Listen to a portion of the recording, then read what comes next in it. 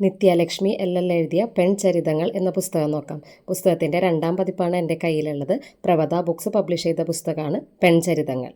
SRPയിൽ നിന്നാണ് ഞാൻ ഈ പുസ്തകം കളക്ട് ചെയ്യുന്നത് കേട്ടോ.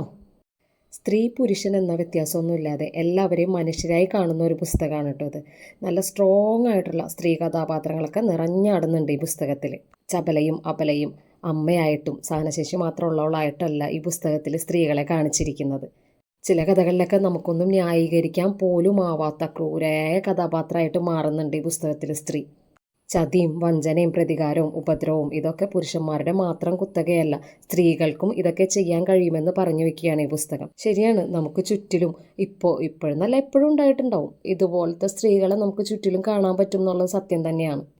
അതിനൊക്കെ വിപരീതമായിട്ട് പല പല കാരണങ്ങൾ കൊണ്ട് ജീവിതം മടുത്ത സ്ത്രീയെയും ഒന്നും പ്രതീക്ഷിക്കാൻ ഒന്നുമില്ലെങ്കിൽ കൂടി ജീവിതത്തെ പ്രത്യാശയോടെ കാണുന്ന സ്ത്രീയെയും നമുക്ക് ഈ പുസ്തകത്തിൽ കാണാം കേട്ടോ.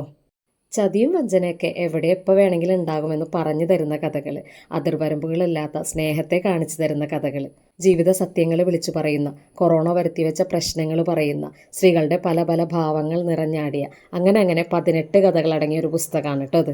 മനസ്സിനെ തൊട്ടുപോകുന്ന ഒത്തിരി കഥകളുള്ള നല്ലൊരു പുസ്തകമാണ്. എല്ലാവരും ഒന്ന് വായിച്ചു നോക്കിയിട്ട് പറയൂ കേട്ടോ. നിത്യലക്ഷ്മി എൽ എഴുതിയ പെൺചരിതങ്ങൾ.